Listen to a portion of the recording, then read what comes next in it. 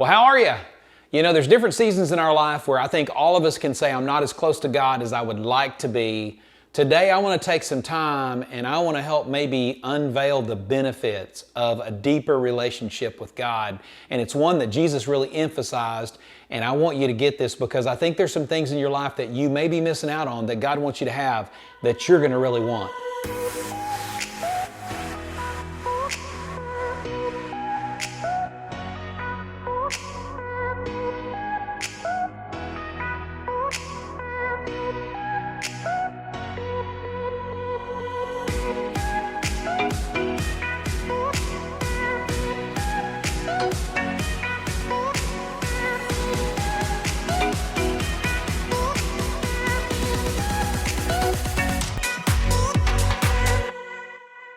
John chapter 15 is one of the most pivotal chapters in all the Bible. In fact, it's a place where Jesus is giving his final instructions to his disciples. He's letting them know some things that really are important. When I was a kid, my mom was a nurse. And I remember during the summertime when we would be at home and she was going off to work, she would stop my brother and I'd get us out of bed. She'd say, look, we're going to have a conversation. I need to let you know something today, what's going to go down today. And she would just give us this instruction like it was our life depended on it. And you know, my mom, when she's not the sweet old lady that we see sometimes on my videos, she's super kind and everything. She wasn't like that when I was younger. She was kind of violent, scary, you know. Anyway, I'm just kidding, Mom. But the truth is that my mom would give us this final instruction because she knew she was going away just for a little bit. Jesus is about to sit down with his disciples and he's going to give them this final instruction because he's not going to go away for a little bit. He's going to be crucified and they're going to have to face a lot of adversity and some stuff they're going to go through. So I want to take a second look at this because I believe that Jesus was not only speaking to the disciples, I think he was speaking through them and I think he was trying to talk to you and I. And what Jesus, I think, wants more than just about anything else is for you and I to have a deep, real, rich relationship. And that's exactly what John chapter 15 brings us to. And so let me read some of this to you and let's look at this together. John chapter 15 verse 1, Jesus said, he says, I'm the true grapevine and my Father is the gardener. He cuts off every branch of mine that does not produce fruit. He prunes the branches that do bear fruit so that they will produce even more. You've already been pruned and purified by the message that I've given you. Remain in me and I will remain in you. For a branch cannot produce fruit if it is severed from the vine, and you cannot produce fruit unless you remain in me. Yes, I am the vine and you are the branches. Those who remain in me and I in them will produce much fruit, for apart from me, you can do nothing. Jesus is about to give us some really serious, important instruction about remaining in him and what this looks like. And as always, in every single one of our teaching videos here on my YouTube channel, we have the PDF file that's got the notes and the outline and everything in it. You can pull that up. That's free. It's yours. Use it, use it, use it. And as always, like and subscribe to this channel. That helps us get this information out, helps people grow. It's going to help you grow. It's going to be amazing. I want to talk to you first of all about the roles that Jesus gives us in this garden. And the garden is life. In life, Jesus said, I'm the true vine. That's important. What he's saying is, he could have said, I am the vine, but he didn't. He said, I'm the true vine. I'm the one and only vine. I'm the one that you need. And what that means is that, you know, you and I can be grafted into a lot of different things. You know, we could be grafted into Jesus, the true vine, but we can also be grafted into other hobbies or pursuits. We can be grafted into an addiction. We can be grafted into an accomplishment-oriented mentality where we're trying to win something or accomplish something and we're selling our whole life out to it. Jesus said, you know what? In life, there's a lot of vines. There's a lot of things that you can be grafted into, you can be connected to, that you can be dedicated to, but there's only one true vine. He said, that's me. And what he's saying is that I'm the only one that can give you something that has an eternal purpose. I can give you something that's worthwhile, a worthwhile passion, and I'm the only one that can give you a life's pursuit that's worth investing your life in. Every single day, you and I are investing our life in something. You better make sure that it's worth it. Jesus said, I'm the true vine.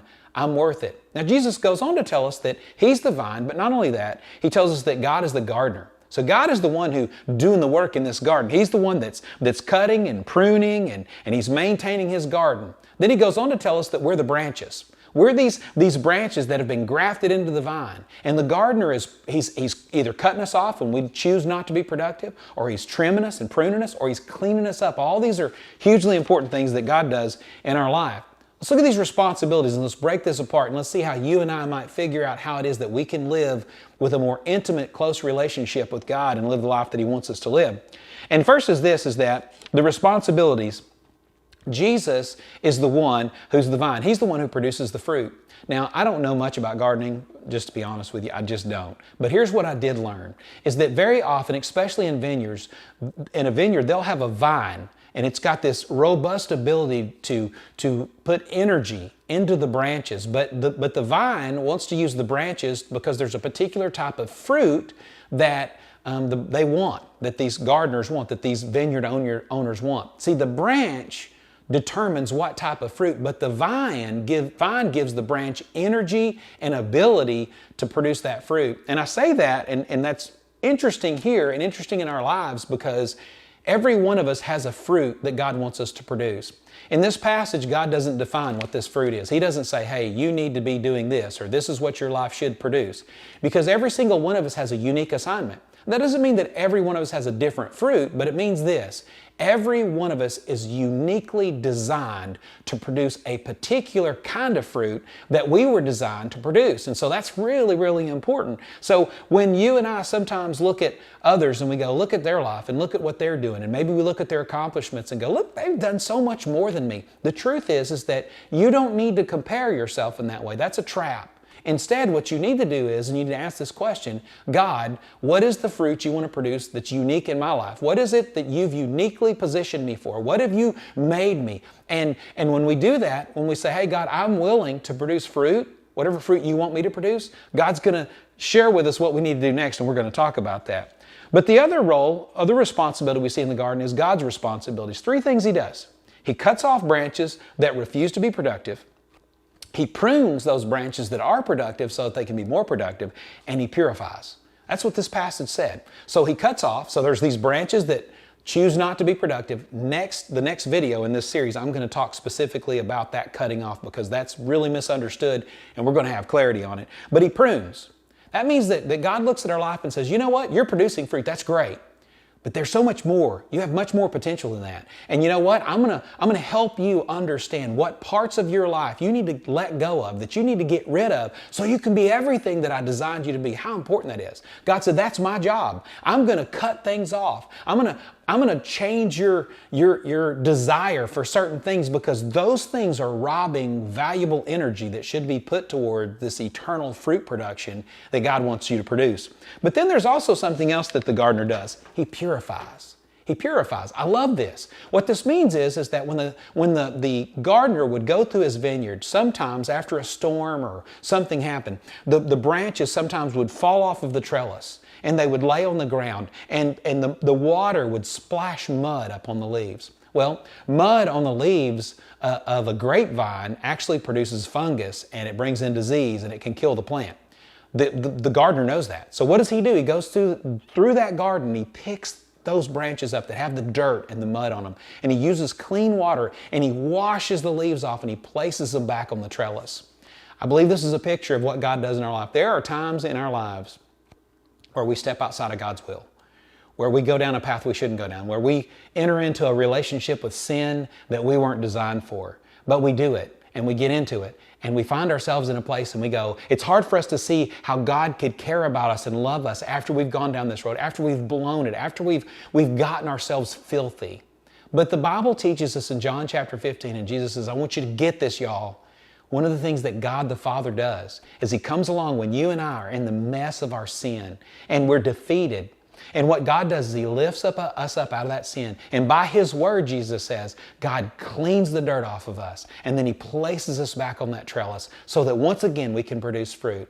God tells us in this verse very clearly that, you know what, my sin, my failures, my mistake, they're not fatal. This is not the end of my story. And I'm going to tell you something, not the end of yours. And so if you find yourself in a place where you go, man, you know what? I've stepped away from God. I'm not where I need to be. Man, my life doesn't look like I thought it was going to look. And I find myself really, really discouraged. Listen to me. Jesus said, God is the gardener. So before you go out and try to clean yourself up, before you try to say, I'm going to get my act together, I'm going to fix all this. No, before you do that, you realize that that is not your role. Your role is to submit to the gardener, and He's going to pick you up. And by His word, He's going to clean the filth and the dirt and the sin. He's going to clean that off, and He puts us back on that trellis. And you know what? You can have fruit production. You can be productive for God. You can live for God. In fact, you can have a greater impact for God even after you've gone through a season of sin. That's what Jesus is telling us about here, which is huge. Then the final responsibility is ours. What is it that God's asking me to do? Now, I want you to think about this. Jesus didn't command us to bear fruit. When you listen to some preachers talk, when you listen to some Bible teachers talk, you almost get the impression that God's commanding, you better produce fruit. And we do it as Christians. We work really hard to produce fruit. But that's not what John 15 says. When He gives us a commandment here, what is this commandment? You know what His commandment is? Remain in me. That's it. Naturally, you will produce fruit when you remain in Jesus.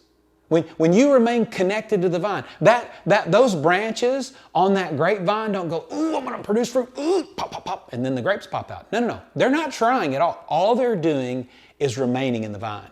That's what we've been commanded to do. In the garden, Jesus has a role. He's going to supply the energy and the opportunity for an eternal purpose. God the Father, He's going to prune, He's going to clean, He's going to cleanse, He's going to equip us. And you and I, you know what our role is? Remain in Jesus. Stay in the center of His will. And you're going to see what that means in a minute. As we go through the rest of this chapter in the next few videos, you're going to see what it means. Now, I'm going to give you a real scary verse.